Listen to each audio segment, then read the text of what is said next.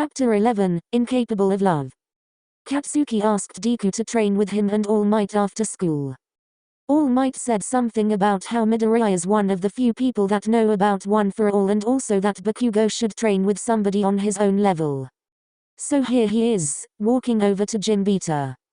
The campus is open for students after school for training. He walks up to the glass doors to the gym and opens them. What he sees when he enters makes him shocked. I thought we were training with All Might. Who the hell is this? There is a tall and lanky man with a slender build. He has blonde hair and now that I get a closer look at it he actually looks a lot like. Wait. All Might. Hello there young Midoriya. I'm glad you could make it. The number one hero walks over to him. Hey All Might. Is that really you? The look of panic crosses the hero's face. Oh right, I forgot you haven't seen me in this form yet.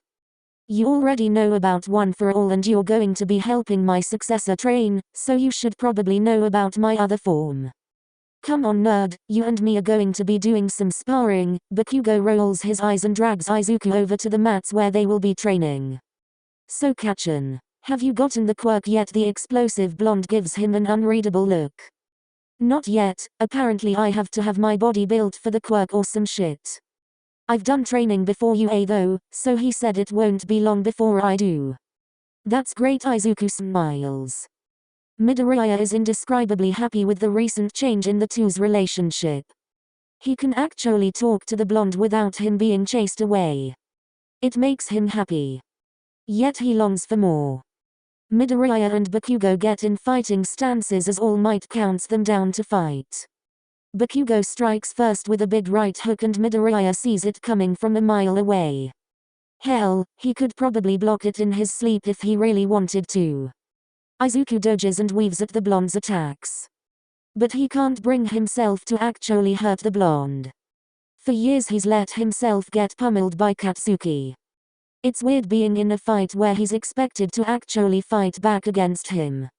You gonna punch me or what? Shitty Deku. Izuku pulls his hand into a fist and aims it at the blonde. He hesitates. He sees the image of Bakugo bloody and battered at the bottom of a cliff. It's like he can almost still smell the iron. Like he can still feel the fear. He can still see the red. The moment of hesitation gives Bakugo the opening to kick Izuku's legs out from under him and pin the greenette to the ground. Ha, that's one win for me against Zero. The blonde grins.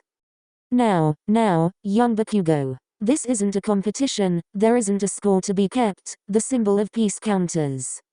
Bakugo does one of his signature TSKs and gets off of Izuku. The blonde helps him up while he asks, why did you hesitate? Izuku looks away from the blonde. It's nothing Kachin. Bakugo's expression twists. Oh no, we're not doing this. I'm not going to play a fucking guessing game to know what's wrong with you. So you're gonna tell me right now or keep your trap shut? Izuku lets out a long sigh. I can't hit you. And why the hell not?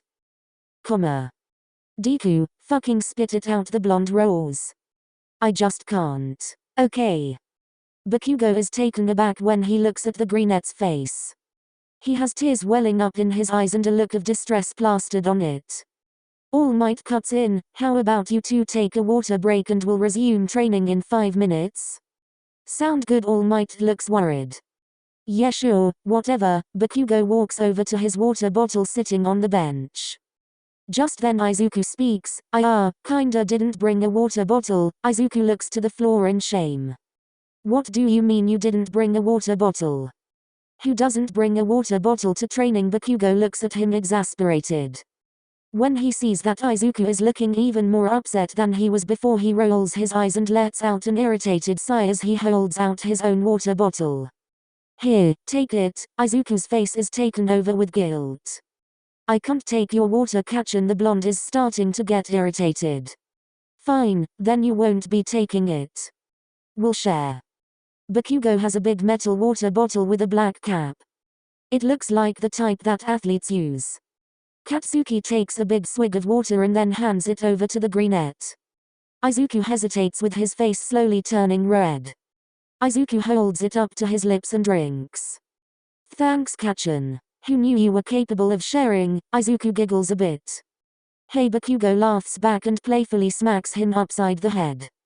Ow, Kachin, that was rude. Izuku pushes the blonde playfully, and maybe a little too hard because. Oops.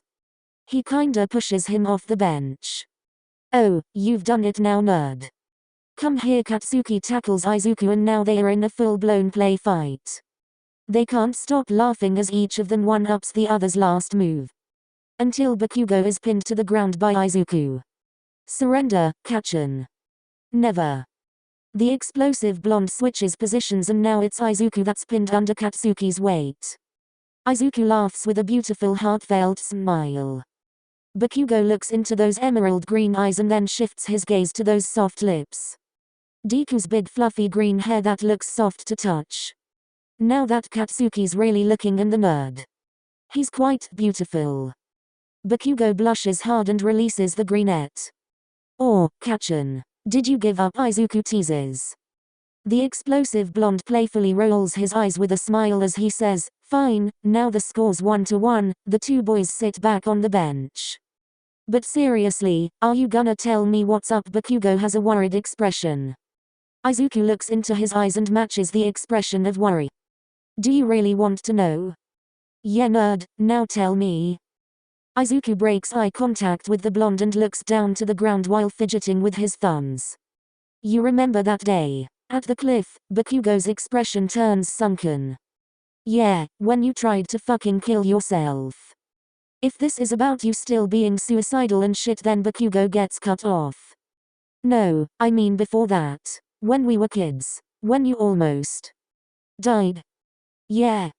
If I try to fight back against you, Kachin, that's all I can think about. I don't want to hurt you again. I can't hurt you again. Bakugo's breathing gets heavier. As he stays silent, the greenette continues. Do you really know what happened that day? Izuku asks. Bakugo stays silent. You didn't almost die, Kachin. You did die. Bakugo's breathing is getting heavier and heavier as he sits still with wide eyes. You know how in class people thought I had a healing quirk? Well, it's true, a portion of my quirk includes healing. My quirk is centered around blood. I think the blood I absorb from healing others turns into intimidation power I can wield through my eyes. But my quirks is much more than that. Izuku tries to pick up the blonde's eyes from the floor so he can make eye contact with him. You died and I brought you back to life, Kachin, but it's all my fault. If I could have saved you like you saved me, if I wouldn't have let go, you wouldn't have had to die. It's all my fault and I'm so sorry, Kachin. Bakugo shuts him up and pulls Izuku into a hug. Bakugo has never been known for hugs, in fact most people thought he hates them. It throws Izuku's mind through a loop. Izuku sniffles on Katsuki's shoulder. Don't fucking apologize for being the only reason I'm still alive, and ouch, that hurts. So much more than the blonde can imagine. Because Katsuki's the only reason he's still alive too. All Might walks back in from the other room and calls out to the boys. All right, 5 minutes is up. Time to get back to training you two. Izuku wipes his tears and whips his head around to look at All Might. Yes sir. Bakugo pulls him to the side. Look nerd, I'm not gonna force you to train if you don't want to. Izuku looks up to him with a determined face. I think I'll be fine. No. Kachin, thank you. Izuku smiles and grabs the blonde's wrist to lead them back to the training area. Izuku is on the bus with his classmates heading to the USJ for terrain training. Poor Ida, he had a seat chart plan picked out for the bus and everything. Too bad the bus they are on had an unusual layout. Right, no. Izuku is just happy to be sitting next to the explosive blonde. It does suck that Izuku got barely any sleep last night though. On top of that, he was still emotionally drained from yesterday too. So the combination was just a recipe for disaster. To his right, Shinso starts conversation with him. Damn, you look even more sleep deprived than me. Shinso chuckles at the greenette's expense. Honestly, Izuku is struggling to keep his eyes open right now. Yeah, who knew it was possible? Izuku jokes as he yawns. Have trouble sleeping last night? Midoriya Denki pops out over a seat to ask the greenette. Izuku didn't even have the energy to be surprised right now. Yeah, you could say that. Izuku closes his eyes to let them rest. He mutters a small almost inaudible sentence saying something like, I had a lot to think about, and before not too long Izuku Midoriya is out cold. The brunette's head slowly drifts over to Bakugo's shoulder. Soon the green fluff invades upon the blonde's shoulder. And Katsuki just sits there. Shinso can see the small shade of blush cover Bakugo's cheeks. Ah. So Midoriya's crush isn't one-sided after all. Their classmates on the bus explode into awes and how cutes, with some of their classmates going as far as to taking photos. It all just makes Katsuki's face grow even more with a prominent shade of red. Shut it extras, the blonde simmers with anger. Oh, come on Bakugo. It's so cute, Denki teases before he snaps another photo.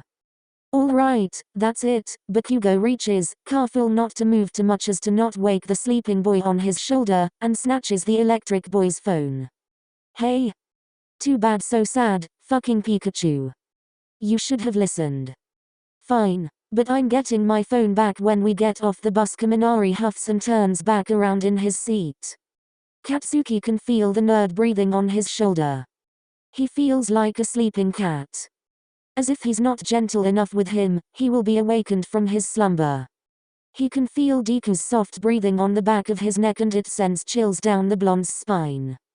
He looks so cute when he's sleeping. Wait. What? Why would I think some shit like that? I don't think the stupid nerd's cute. Do I? Hey Bakugo, you like him, don't you? Katsuki turns to see the violet-haired boy from the entrance exam. The blonde huffs out, hell no. Not in a fucking million years. Shinso just smirks in response and gives him a knowing look. If you say so, Kachan. Bakugo quickly gets irritated and mad at the violet-haired kid. Don't fucking call me that. And why not? Only the shitty nerd can call me that. Because you love him, Shinso teases again. No, I fucking don't. Shinso is sure Bakugo would be tearing him apart, piece by piece right now, if a certain sleeping boy wasn't on his shoulder.